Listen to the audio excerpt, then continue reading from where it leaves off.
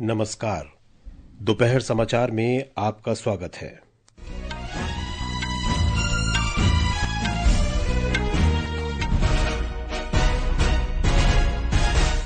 प्रधानमंत्री नरेंद्र मोदी ने कहा, भारत शासन, पारदर्शिता और नवाचार में नए मानक स्थापित कर रहा है।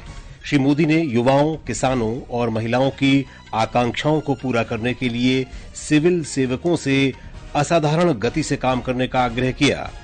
अमेरिका के उपराष्ट्रपति जेडी वेंस 4 दिवसीय यात्रा पर भारत पहुंचे। आज शाम प्रधानमंत्री नरेंद्र मोदी से मिलेंगे। झारखंड के बोकारो जिले में सुरक्षा बलों के साथ मुठभेड़ में 8 नक्सली मारे गए। पोप फ्रांसिस का लंबी बीमारी के बाद निधन। घरेलू शेयर बाजारों में लगातार 5वें कारोबारी सत्र में उछाल। और आईपीएल क्रिकेट में आज शाम ईडन गार्डन्स में कोलकाता नाइट राइडर्स का मुकाबला गुजरात टाइटंस से होगा। दोपहर समाचार के साथ मैं विशाल शर्मा। प्रधानमंत्री नरेंद्र मोदी ने कहा है कि पिछले 10 वर्षों में भारत ने वृद्धि वाले परिवर्तन से आगे बढ़कर प्रभावशाली परिवर्तन देखा है, क्योंकि सरकार देश में समग्र विकास सुनिश्चित कर रही है। उन्होंने कहा कि समग्र विकास का मतलब है हर घर को स्वच्छ जल, हर बच्चे को गुणवत्तापूर्ण शिक्षा, हर उद्यमी को वित्तीय संसाधन और हर गांव को डिजिटल अर्थव्यवस्था का लाभ। श्री मोदी ने नई दिल्ली में 17वें सिविल सेवा दिवस के अवसर पर सिविल सेवकों को संबोधित करते हुए ये बात कही।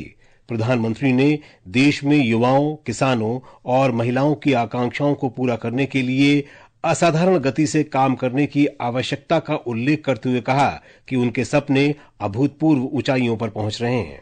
2014 के बाद से देश में व्यवस्था परिवर्तन का एक बहुत बड़ा महायज्ञ शुरू हुआ है। हम इस तेज स्पीड के साथ खुद को तेजी से ढाल रहे हैं। आज भारत की एस्पिरेशनल सोसाइटी, भारत के युवा, भारत के किसान, भारत की महिलाएं, उनके सपनों की उड़ान आज जिस ऊंचाई पर है वो वाकई अभूतपूर्व है। श्री मोदी ने कहा कि भारत प्रशासन, पारदर्शिता और नवाचार में नए मानक स्थापित कर रहा है। पिछले 10 सालों में भारत ने कई ट्रांसफॉर्मेटिव बदलाव करके दिखाए हैं। उपलब्धियों की नई ऊंचाई को छुआ है। भारत आज सिर्फ ग्रोथ की वजह से नहीं जाना जा रहा, बल्कि गवर्नेंस, ट्रांसपेरेंसी और इनोवेशन के बेंचमार्क्स आज भारत सेट कर रहा है। G20 प्रेसिडेंसी भी इसका एक उदाहरण है। प्रधानमंत्री ने तेजी से बदलते समय में वैश्विक चुनौतियों पर कड़ी नजर रखने की जरूरत पर जोर दिया। उन्होंने कहा कि खाद्य, जल और ऊर्जा सुरक्षा अभी भी एक बड़ी चुनौती बनी हुई है। तेजी से बदलते समय में हमें ग्लोबल चैलेंजेस पर भी गहरी नजर रखनी है। फूड, वाटर और एनर्जी सिक्योरिटी, विशेष रूप से ग्लोबल साउथ के लिए ये बहुत बड़ा संकट है। लंबे समय से चल रहे संघर्षों के कारण कई देशों में हालात और मुश्किल होते जा रहे हैं। इसका असर लोगों पर पड़ता है, रोजमर्रा के जीवन पर पड़ता है। हमें आगे बढ़ना होगा। इस अवसर पर प्रधानमंत्री ने लोक सेवकों को जिलों के समग्र विकास, आकांक्षी ब्लॉक कार्यक्रम और नवाचार की श्रेणियों में लोक प्रशासन में उत्कृष्टता के लिए प्रधानमंत्री पुरस्कार प्रदान किए। उन्होंने 2 ई-बुक भी जारी की। हमारे संवाददाता ने पुरस्कार प्राप्त करने वाले कुछ लोक सेवकों से बातचीत की। मैं रविशंकर शुक्ला, उपायुक्त सह जिला दंडाधिकारी सरायकेला खरसावां जिले। आकांक्षी प्रखंड कार्यक्रम के अंतर्गत गम्हरिया प्रखंड में समग्र विकास हेतु तथा 5 थीम आधारित योजनाओं के सम्यक क्रियान्वयन हेतु प्रधानमंत्री पुरस्कार प्राप्त हुआ है। इस कार्य को संपादित करने में जन भागीदारी, फ्रंटलाइन वर्कर्स के समुचित सहयोग, टेक्नोलॉजी का प्रयोग कर शिक्षा और स्वास्थ्य के क्षेत्र में भी बेहतर कार्य करने का प्रयास किया है। मेरा नाम मोनिका रानी है। मैं जिला अधिकारी बहराइच हूँ। 2023 का जिले के संपूर्ण विकास की श्रेणी के अंतर्गत इन पुरस्कार दिया गया है। इसके लिए मैं अपनी संपूर्ण टीम को बहुत बहुत बधाई देती हूँ। जो केंद्र की जितनी भी योजनाएं हैं, इन सभी के अंतर्गत जनपद बहराइच ने बहुत उत्कृष्ट प्रदर्शन किया है। इसके लिए मैं सभी को बहुत बहुत बधाई देती हूँ। राष्ट्रपति द्रौपदी मुर्मू ने सिविल सेवा दिवस पर सभी लोक सेवकों को शुभकामनाएं दी हैं। सोशल मीडिया पोस्ट में उन्होंने कहा कि लोक सेवक राष्ट्र को उसके महत्वाकांक्षी लक्ष्यों को प्राप्त करने और प्रभावी शासन में नए मानक स्थापित करने में महत्वपूर्ण भूमिका निभाएंगे। प्रधानमंत्री नरेंद्र मोदी कल जेद्दाह जाएंगे। 4 दशकों में सऊदी अरब के वाणिज्यिक केंद्र में किसी भारतीय नेता की यह पहली यात्रा होगी। अपनी यात्रा के दौरान प्रधानमंत्री एक कारखाने का दौरा करेंगे और वहां तैनात भारतीय कामगारों से बात करेंगे। ये यात्रा दोनों देशों के बीच बढ़ते आर्थिक संबंधों के बीच हो रही है। हाल के वर्षों में सऊदी अरब में भारतीय निवेश में उल्लेखनीय वृद्धि हुई है, जो अगस्त 2023 तक लगभग $3 बिलियन अमेरिकी डॉलर तक पहुंच गया। ये निवेश निर्माण परियोजनाओं, दूरसंचार, सूचना प्रौद्योगिकी और फार्मास्यूटिकल सहित विविध क्षेत्रों में किया गया है।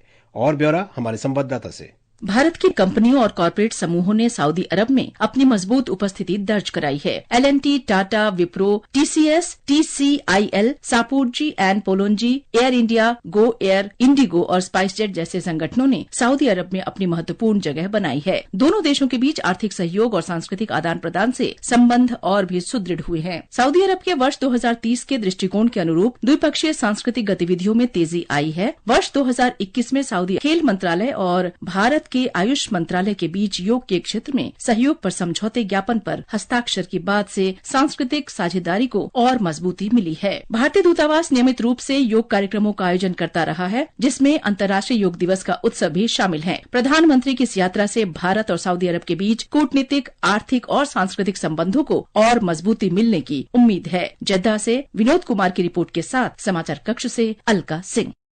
ये समाचार आकाशवाणी से प्रसारित किए जा रहे हैं। ताजा समाचार जानने के लिए आप हमारे social media handle x@AIR News Hindi को फॉलो कर सकते हैं। शुरुआती 2 साल है बच्चे के जीवन में खास।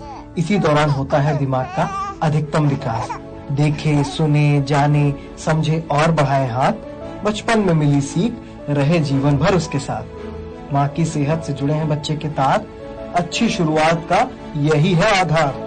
गर्भावस्था में पौष्टिक आहार अपनाएं, आयरन युक्त भोजन थाली मिलाएं। जन्म के बाद 6 माह तक केवल स्तनपान, इसके बाद पूरक आहार का भी रखें ध्यान। जब शरीर रहेगा स्वस्थ तो सुंदर होगा जीवन, क्योंकि सही पोषण तो देश रोशन। महिला एवं बाल विकास मंत्रालय द्वारा जनहित में जारी।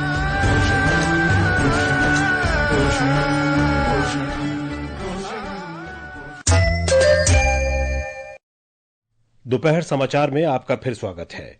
अमेरिका के उपराष्ट्रपति जेम्स डेविड वेंस भारत की 4 दिन की यात्रा पर आज नई दिल्ली पहुंचे। उनके साथ उनकी पत्नी उषा वेंस और अमेरिकी प्रशासन के वरिष्ठ अधिकारी भी हैं।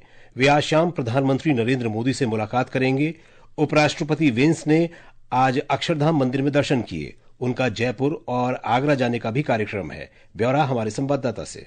अमेरिका के उपराष्ट्रपति जेडी वेंस की यह पहली भारत यात्रा है। यह यात्रा दोनों पक्षों को द्विपक्षीय संबंधों के प्रगति की समीक्षा करने का अवसर प्रदान करेगी। इस यात्रा के दौरान इस वर्ष 13 फरवरी को प्रधानमंत्री नरेंद्र मोदी की अमेरिका यात्रा के दौरान जारी भारत अमेरिका संयुक्त वक्तव्य के कार्यान्वयन की भी समीक्षा की जाएगी। साथ ही दोनों पक्ष आपसी हितों के क्षेत्रीय और वैश्विक घटनाक्रमों पर भी विचारों का आदान प्रदान करेंगे। अनुपम मित्र के साथ आनंद कुमार, आकाशवाणी समाचार, दिल्ली। भारतीय अंतरिक्ष अनुसंधान संगठन के अंतरिक्ष डॉकिंग प्रयोग स्पेडेक्स मिशन के तहत उपग्रहों की दूसरी डॉकिंग प्रक्रिया आज सफलतापूर्वक पूरी कर ली गई।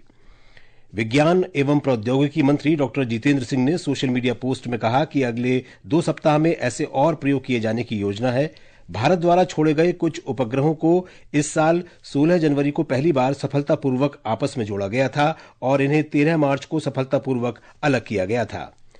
सर्वोच्च न्यायालय ने आज पश्चिम बंगाल में वक्फ संशोधन अधिनियम को लेकर मुर्शिदाबाद में भड़की हिंसा के मद्देनजर अर्धसैनिक बलों की तैनाती की मांग वाली याचिका खारिज कर दी। मामले को तत्काल सूचीबद्ध और निर्देश देने की मांग का उल्लेख जस्टिस BR गवई और ऑगस्टीन जॉर्ज मसीह की पीठ के समक्ष किया गया। याचिकाकर्ता ने अर्धसैनिक बलों की तत्काल तैनाती और संविधान के अनुच्छेद 355 को लागू करने की मांग की। झारखंड में आज बोकारो के लुगु पहाड़ी इलाके में पुलिस और अर्धसैनिक बलों के साथ मुठभेड़ में 8 नक्सली मारे गए। झारखंड के पुलिस महानिदेशक अनुराग गुप्ता ने आकाशवाणी समाचार को बताया कि सुरक्षा बलों ने अब तक 8 माओवादियों के शव बरामद किए हैं। मुठभेड़ स्थल से बड़ी संख्या में हथियार और गोली बारूद भी बरामद किया गया है। ये मुठभेड़ लगभग 2 घंटे चली। ब्यौरा हमारी संवाददाता से। बोकारो जिले के लुगु हिल्स में आज सुबह सुरक्षा बलों और माओवादियों के बीच हुई मुठभेड़ में शीर्ष 3 नक्सली, जिनमें 1 करोड़ रुपए का इनामी माओवादी प्रयाग मांझी उर्फ विवेक, बिहार का अरविंद यादव उर्फ अविनाश दा और साहेबरान मांझी समेत 8 माओवादी मारे गए हैं। सुरक्षा बल सभी संभावित माओवादी ठिकानों पर तलाशी अभियान चला रहे हैं। डीजीपी अनुराग गुप्ता ने झारखंड पुलिस की आत्मसमर्पण नीति के तहत माओवादियों को जल्द से जल्द आत्मसमर्पण करने की चेतावनी दी है। आज बोकारो में हुए मुठभेड़ का जिक्र करते हुए मंत्रालय ने अगले साल तक नक्सलवाद को खत्म करने की अपनी प्रतिबद्धता दोहराई है। शिल्पी, आकाशवाणी समाचार, रांची। भारतीय जनता पार्टी ने कांग्रेस नेता राहुल गांधी पर अमेरिका यात्रा के दौरान चुनाव आयोग के खिलाफ की गई टिप्पणियों को लेकर भारतीय लोकतंत्र को बदनाम करने का आरोप लगाया। पार्टी प्रवक्ता संबित पात्रा ने आज नई दिल्ली में मीडिया से कहा कि भारत में स्वतंत्र और निष्पक्ष चुनाव प्रणाली है। श्री पात्रा ने नेशनल हेराल्ड मामले में जुड़े कथित भ्रष्टाचार के मुद्दे पर भी कांग्रेस की आलोचना की। राहुल गांधी जी को एक बात स्पष्ट रूप से कहना चाहता और देशवासियों को भी कहना चाहता हूं, those who are out on bail of 50,000 rupees, if they feel that they can destroy the image of this great democracy by speaking outside of this country, then they are totally on the wrong side of the line. ये समाचार हमारी website www.newsonair.gov.in और हमारे news on AIR app पर भी उपलब्ध हैं। Roman Catholic church के धर्मगुरु पोप फ्रांसिस का आज वेटिकन सिटी में निधन हो गया। वे 88 वर्ष के थे। पिछले कुछ समय से वे बीमार चल रहे थे।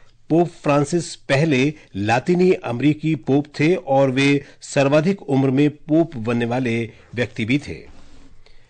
अमेरिका के राष्ट्रपति डोनाल्ड ट्रंप ने उम्मीद जताई है कि रूस और यूक्रेन इस सप्ताह युद्ध समाप्त करने के लिए शांति समझौता कर लेंगे। एक सोशल मीडिया पोस्ट में उन्होंने कहा कि एक बार रूस और यूक्रेन समझौता कर लें तो दोनों ही अमेरिका के साथ व्यापार करके खूब पैसा कमा सकेंगे।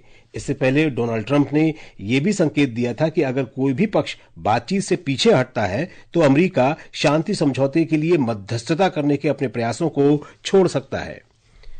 घरेलू शेयर बाजारों में आज लगातार 5वें कारोबारी सत्र में उछाल देखने को मिला। अब से कुछ देर पहले बंबई शेयर बाजार का संवेदी सूचकांक 953 अंक बढ़कर 79,506 पर था। नेशनल स्टॉक एक्सचेंज का निफ्टी भी 303 अंक की वृद्धि के साथ 24,154 पर पहुंच गया। जम्मू कश्मीर में रामबन जिले में कई स्थानों पर भूस्खलन के कारण अवरुद्ध जम्मू श्रीनगर राष्ट्रीय राजमार्ग संख्या 44 को पूरी तरह खुलने में 2 दिन लग सकते हैं। रामबन के उपायुक्त बशीर अल हक चौधरी के हवाले से हमारे जम्मू संवाददाता ने बताया कि राजमार्ग पर कोई वाहन नहीं फंसा है। वहां फंसे सभी 140 वाहनों को सुरक्षित रूप से बनिहाल की ओर ले जाया गया है। रामबन सेक्टर में अचानक आई बाढ़ और भूस्खलन के कारण कल से राजमार्ग बंद है। भारतीय क्रिकेट कंट्रोल बोर्ड ने 2024-25 सत्र के लिए जारी अपनी अनुबंध सूची में रोहित शर्मा, विराट कोहली, जसप्रीत बुमराह और रविंद्र जडेजा को A+ श्रेणी में रखा है। श्रेयस अय्यर को B श्रेणी में और ईशान किशन को C श्रेणी में रखा गया है। आईपीएल क्रिकेट प्रतियोगिता में आज कोलकाता में कोलकाता नाइट राइडर्स का मुकाबला गुजरात टाइटंस से होगा। यह मैच शाम 7:30 बजे से खेला जाएगा। आकाशवाणी का समाचार सेवा प्रभाग अपने साप्ताहिक फोन इन कार्यक्रम पब्लिक स्पीक में आज रात 9:30 बजे मानसिक स्वास्थ्य पर सोशल मीडिया के प्रभाव विषय पर परिचर्चा प्रसारित करेगा। नई दिल्ली के अखिल भारतीय आयुर्विज्ञान संस्थान एम्स के मनोचिकित्सक डॉक्टर राजेश सागर और मेडिसिन के प्रोफेसर डॉक्टर पीयूष रंजन परिचर्चा में शामिल होंगे। और अब अंत में मुख्य समाचार एक बार फिर। प्रधानमंत्री नरेंद्र मोदी ने कहा, भारत शासन, पारदर्शिता और नवाचार में नए मानक स्थापित कर रहा है।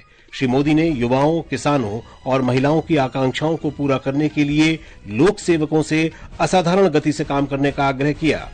अमेरिका के उपराष्ट्रपति जेडी वेंस 4 दिवसीय यात्रा पर भारत पहुंचे। आज शाम प्रधानमंत्री नरेंद्र मोदी से मिलेंगे। झारखंड के बोकारो जिले में सुरक्षा बलों के साथ मुठभेड़ में 8 नक्सली मारे गए। पोप फ्रांसिस का लंबी बीमारी के बाद निधन। घरेलू शेयर बाजारों में लगातार 5वें कारोबारी सत्र में उछाल और आईपीएल क्रिकेट में आज शाम ईडन गार्डन्स में कोलकाता नाइट राइडर्स का मुकाबला गुजरात टाइटंस से होगा। इसके साथ ही दोपहर समाचार का ये अंक समाप्त हुआ। नमस्कार।